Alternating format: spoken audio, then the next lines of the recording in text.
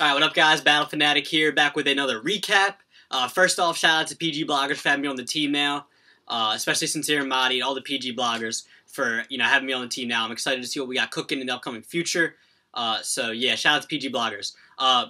Another thing, the blogs that me, Mark, and Sincere have been doing, we're going to have our own channel now for those blogs. We haven't come up with a name yet, but we're still deciding on a name. We're going to come up with a name for our channel, and we're going to have... we're going to do those blogs on that channel instead of my channel. But I will have the Math Hoffa Chilla Jones and the Summer Madness 5 matchup blogs in the description box. So if you guys want to check those out, for the new channel, go check them out. So you'll see what we got cooking for our other channel. So yeah, that's another thing. So yeah, let's just get into it. Daylyt versus Ooops, RBE. Another classic that they've dropped. To me, this is maybe not another classic, but another great battle that they've dropped. To me, JC Adi was a good battle. Even the first Blood, Sweat, and Tears card, and all the battles they dropped last year. They've consistently dropped good battles, and to me, this battle was a classic. I will get into that after the battle, why I think it's a classic, but let's just get right into it. Round 1, Daylyt. To me, I mean, no one knew what to expect. Was he going to come with antics, come with bars, and he came with bars. And to me, he was very lyrical, very, very lyrical in the first round. I said this type beat, they say like eating, but I don't snack for this. Catch scrap for this whack. My new attack for the show this time is to show my spine. Nigga, I'm back for this. When I rehearse, reverse the cams. Get hit with the Mac for this. You impressed? I can't dress for work, but I'll be damned if I slack for this.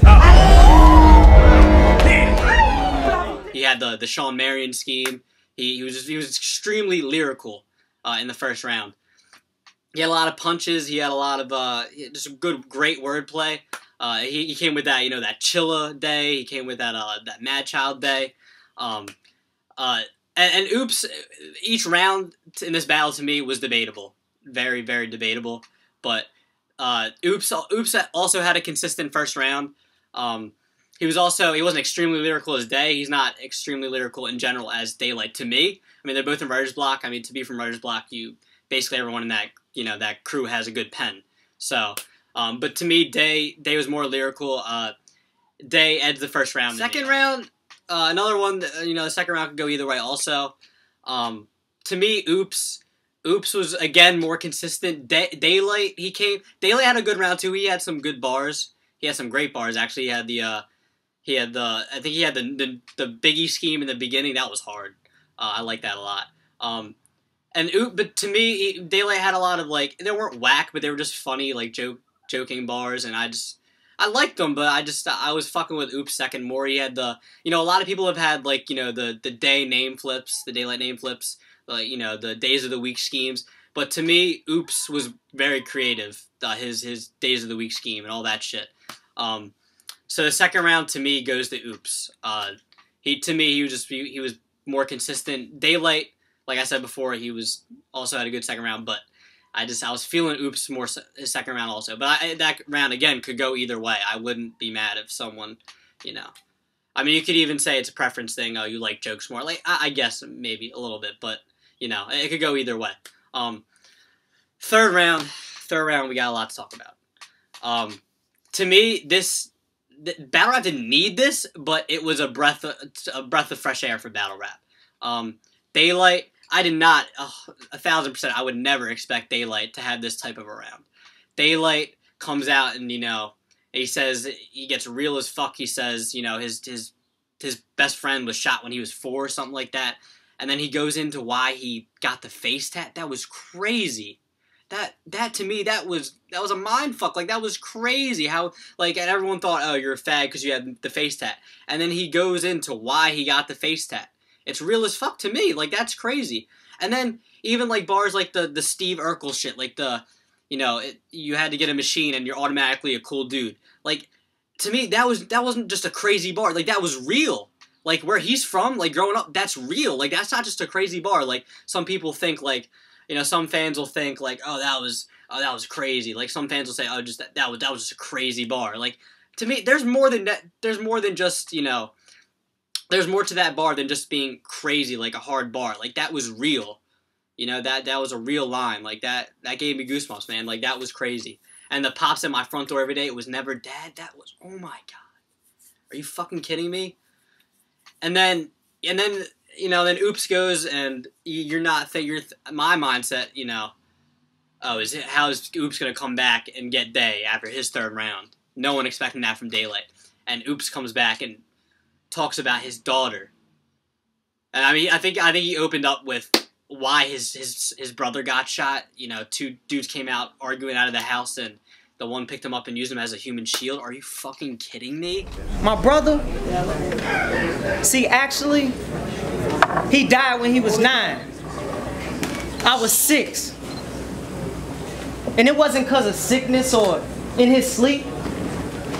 He violently got killed. 2 men came out the house arguing. One shot, the other one picked him up. He used him as a human shield. Like, that's crazy, man. That was an extremely emotional round, man. I'll be honest, the whole round gave me goosebumps. I'm straight up, like, I almost cried. Like, especially when Oops got into the part about his daughter. I mean, are you fucking kidding me? When you're wrong, I'm right with you, and if you die, I'll die with you. Are you? Come on, man. Come on. Even if you're not a battle rap or hip hop fan, you have to respect that from both these dudes' rounds, especially Oops. Man, like, I mean, Daylyt was crying on stage. Daylyt was, I think he was crying. It looked like he was tearing up. Looked like he was. Man, that just unreal third round from Oops as well. I'm not even going to judge the third round. I don't think you can judge the third round. I mean, you can if you want. Let me know what you guys think. Who'd you guys have win the third? If you had, you know, to pick someone winning the third round, I'm not going to judge that third round. I think I gave the first to Day. I gave the second to Oops. To me, this battle's a draw. I'm not even going to judge it. Yeah, just unreal, man, unreal. But to me, why this was a classic was the first 2 rounds were good, and the third round 100% makes this a classic. Okay, maybe I see if their first 2 rounds weren't all that great, like they were just okay, and then the battle would just have replay value just for the third rounds, like that wouldn't really be a classic, but it's a classic because the first 2 rounds are very good from both, and the third is just, man, it speaks for itself, honestly. It's just unreal. And to me, this is Battle of the Year. I don't think there's really a debate to me. Like, at first, when I watched the battle, I was like, okay, this is debatably Battle of the Year. And then I kept watching, and I was like, man, this is hands down. Like, there's no way you really can compare it. Like, there's Steams and Nitty, there's Prep and Saga, there's Brooklyn Carter Chess. I mean, there's a few others I can't think of off the top of my head right now. But unreal, man. To me, this is Battle of the Year. Let me know what you guys think. Is this Battle of the Year? So yeah, rate, comment, subscribe. Shout out to PG Bloggers. Until next time, we'll have the next blog I'll probably be doing is we'll have it on a separate channel is the blogs I'm doing with Mark and Sincere. So yeah, let me know what you guys think of the battle. Let me know what you guys think of me, Mark and Sincere's blogs as well. So yeah, rate, comment, and subscribe.